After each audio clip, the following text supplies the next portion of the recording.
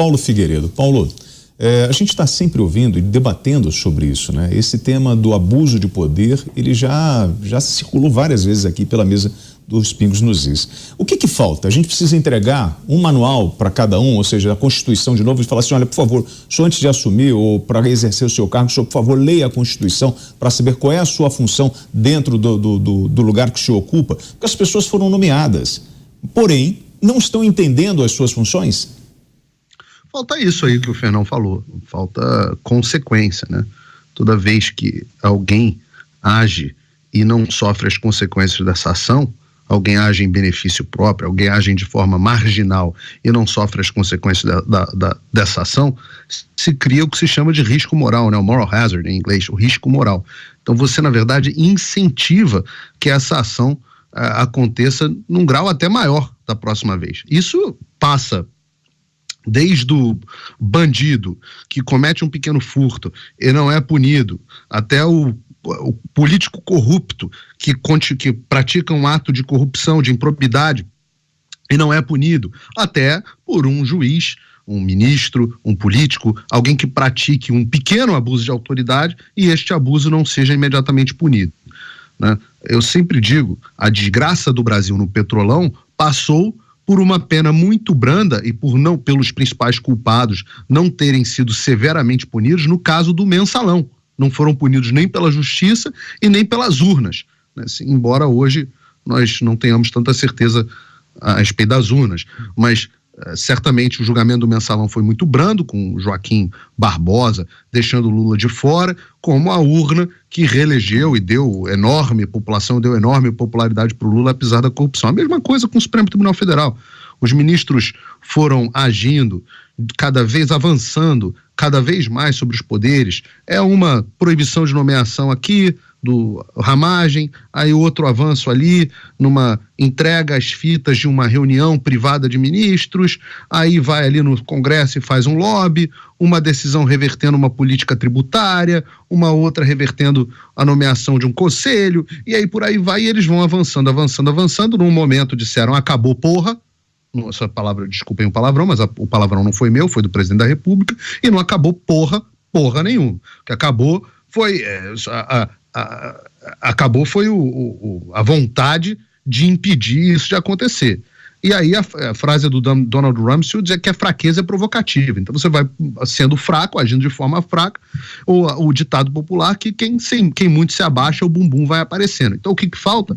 Falta isso. Agora, parece uma certa esquizofrenia, William, que a gente está aqui falando em violação do devido processo legal com o Sérgio Cabral, que foi preso preventivamente, etc., não tem trânsito em julgado, mas a gente tem que lembrar aqui quais são as fases de uma ação penal, né? Você tem normalmente inquérito, denúncia, aí você tem a condenação, a absolvição, recurso extraordinário, tem todas as fases. Mas esses caras, esses caciques sererê, pastor, jornalistas, essas pessoas não são sequer acusadas de nada. Isso aqui é importante dizer. As pessoas não são acusadas. Elas são enfiadas dentro de um inquérito ilegal que não tem fim. Elas não podem ser acusadas porque não há nem crime, né? Um preceito do Ocidente que está previsto na nossa Constituição é que não existe crime sem lei que o anteceda. Não tem crime para nada que esses caras fizeram. Não existe crime de opinião no Brasil. Não existe crime de reunião no Brasil. Daí o mesmo Supremo Tribunal Federal que acha que é ilegal, que decidiu agora, hoje, semana passada, que era ilegal, prendeu preventivamente o Sérgio Cabral, porque a corrupção não tem trânsito em julgado, etc., e tudo muito bem por isso, mas esse mesmo Supremo Tribunal Federal, ele acha que tem tudo bem prender o pastor por crime de opinião sem nenhuma ação penal contra ele. E a OAB não fala nada. Os advogados garantistas, esses que estão sempre em festas, que tem um trânsito lá maravilhoso no Supremo Tribunal Federal, que gritaram durante todos os abusos da Lava Jato, etc. Os maiores garantistas tiveram todos os meus aplausos, num certo sentido, para respeitar. Agora eles estão todos calados. Eles são garantistas só para traficante e corrupto. Não tem garantista para opinião política, não. Enfim, eu posso chamar aqui a atenção, tem mais algumas coisas, não quero me alongar muito, mas tem algumas coisas que nós temos que chamar a atenção, que é, primeiro, o fato de pela primeira vez em sei lá quanto tempo, alguém pode procurar esse histórico, esse precedente, nós temos um líder religioso preso.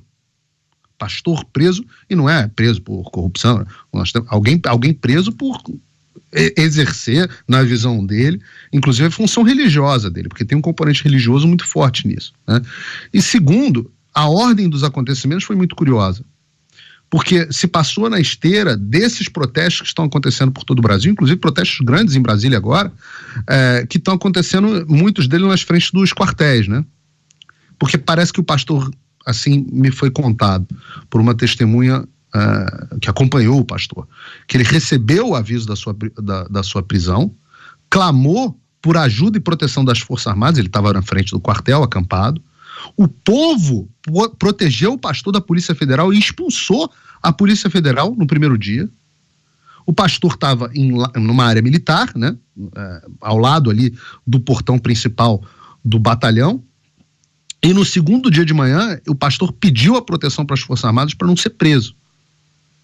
E depois, mesmo depois do comandante do batalhão enviar uma mensagem dizendo que protegeria o pastor, ele foi preso de madrugada na porta do QG, com os soldados ali, a PE, não sei quem que estava ali cumprindo guarda, assistindo tudo dentro de uma área militar. Então, isso, num certo sentido, é um banho de água fria na população que achava que estava protegida nas áreas militares, que estava protegida de ações truculentas, e de fato, pelo visto, não está, pelo menos em alguns batalhões, onde inclusive comandantes dizem que vão proteger, não vão proteger. Eu entendo que é uma situação difícil aí nesse caso, inclusive de conflito institucional, né? Um conflito institucional que, curiosamente, são as próprias Forças Armadas que deveriam estar resolvendo.